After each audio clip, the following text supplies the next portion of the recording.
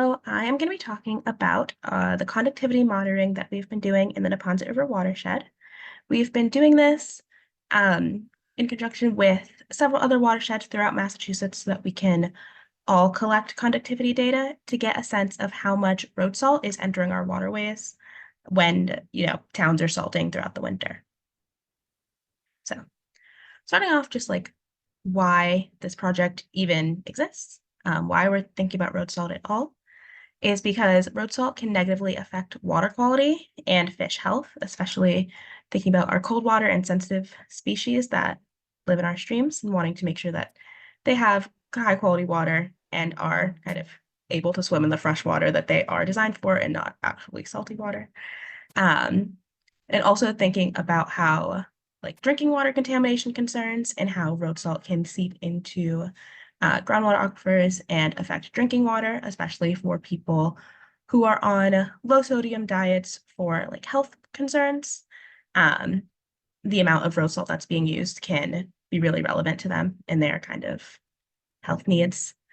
And we're also seeing that more snow events are actually turning into rain events. So different municipalities will salt expecting snow, and then they will actually experience rain, and that salt will wash straight off into a waterway and increase the conductivity there. So focusing in on the Neponset, we're using conductivity because it's a good measure of how salty a water body is. And then we can convert it to chloride, which tells us how much road salt is in the water. So what we do, if you can all see my mouse or maybe can just see the red dots on the map, we sample at 4 different points throughout the watershed. We have Tropical Brook, upstream Neponset, downstream Neponset, and Pine Tree Brook. And I'm going to talk more about these specific site locations in the next couple of slides, but just to kind of get a sense of what it looks like kind of all throughout the watershed. And so what happens is we have some different, we have a data logger that we put it out at the sites at the beginning of the season, and then leave it there for a couple months. And then it will take a conductivity reading every 15 minutes, like continuously every 15 minutes for 24 hours. And once a month, we'll go to the site and download the data off of the monitor, and then put it right back where it was. So we're still kind of getting that same data, and do that until the end of the season where we pull them out. So we'll do that at all 4 locations. So the first one that I'm going to talk about is Tropical Brook. So just so to kind of orient ourselves, they all have the address on it. All the slides do. So High Plain Street in Sharon. Kind of notable features still kind of orienting us. It drains Moose Hill Preserve, and this is our reference location. So generally expect pretty low salt and pretty low impervious surface cover. And so these are what the graphs are going to look like. So we'll have the year at the top and the site name. The dark blue line is the temperature, which you can hopefully see correlates with the month. So warmer in August and June, kind of get that sense. The light blue vertical lines are the rain events. So every time that it rained. The orange line is the specific conductivity. So our measure of how much salt was in the water. And this dashed red line here is like, if it goes above this line, that's when we're concerned. So this is 904 microsiemens per centimeter. So kind of close to 1,000. And then when the average is over that, that's when it's concerned. And so over here, we have just to get a sense of how much impervious surface there is and what the average specific conductivity was. So Tropical Brook, we weren't expecting to see much salt in the water, and we didn't. So it stayed pretty low throughout the entire time we were sampling. So this is what can try and keep in your brain to compare to the other 3 sites, which are going to look pretty different. We want the orange line to be kind of close to the bottom.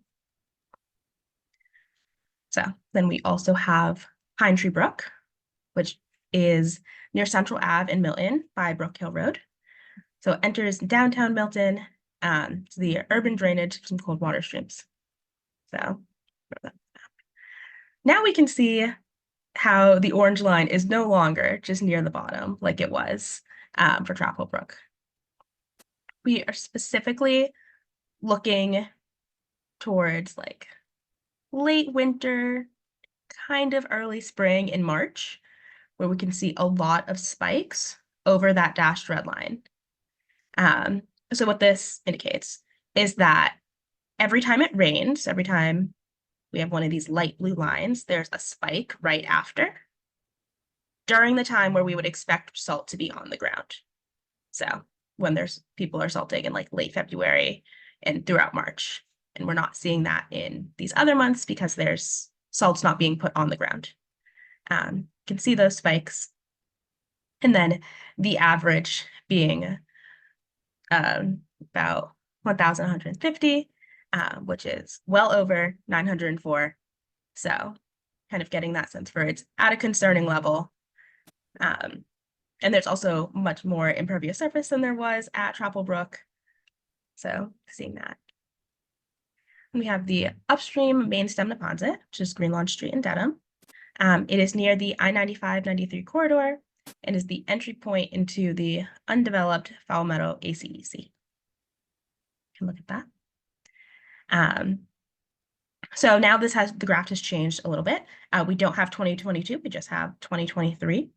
And that is because I think we lost one of our loggers. So we just have the 2022 data, 2023 data. So now we're going to look over here for March and late February, early March. And you can see the spikes right after those rain events again in that time. And then you're not seeing any spikes for April, May, or June because there's no salt on the ground. And for that average, we have close to 1,100. Right. Then the last site is the downstream main stem Neponset, which is near Paul's Bridge in Hyde Park. And this is the exit of the Foul Meadow ACEC, and it flows into Hyde Park in Boston. So this is also just 2023.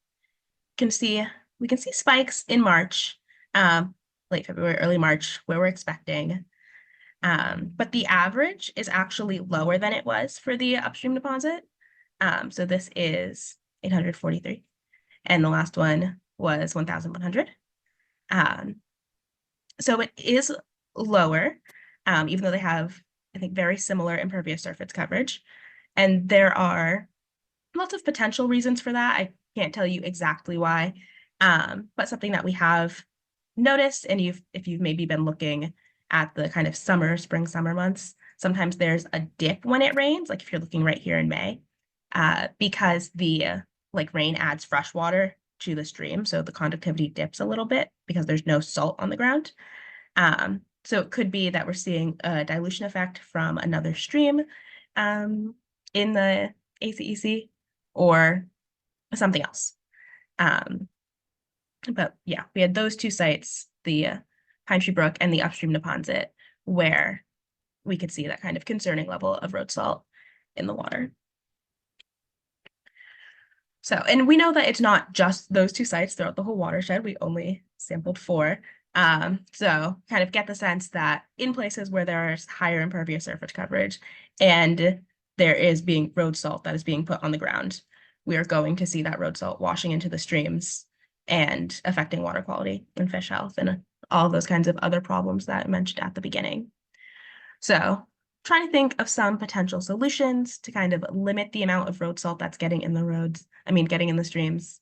That could look like having designated areas where there's a low salt zone, maybe over a bridge or right next to a water body or stream. So there wouldn't be any salt to wash into the water. And then similarly with jumping over kind of to salt alternatives, kind of a similar idea. If different places are trying different things, some places are thinking about pre-treating the roads. And interestingly enough, in Minnesota, they are using all kinds of byproducts. There was a lot of cheese byproducts when I was reading the articles to kind of pre-treat the roads so that they're not putting down as much salt. But again, just another case where there isn't salt that is physically on the ground because we're using an alternative, so it can't wash into the water. That does leave room open for other ecological impacts. Like if you decide to start putting down the cheese byproduct that they are using in Minnesota and Wisconsin, what does that do to the river? That may also not be perfect. And then going into the middle with green infrastructure and other solutions that will help prevent the salt from getting in the river or increase kind of uptake of salt before it gets into the streams. So kind of closing out just so that there's plenty of time for questions, thinking about further directions that we could go in. Maybe you all have some ideas of sites that we should sample to see what the conductivity levels are, maybe a place where there are a lot of road crossings in a stream. Also curious to know what kind of salt data that different towns and entities collect, because that can definitely give us a better picture of how much salt is being used. And also thinking about what would be helpful in terms of public education. Not all salt application is done by municipalities. People buy salt to put down all the time. So thinking about what kinds of public education would be helpful in kind of supporting this effort and having less salty streams. Thank you. So I can stop screen sharing so that I can see everybody.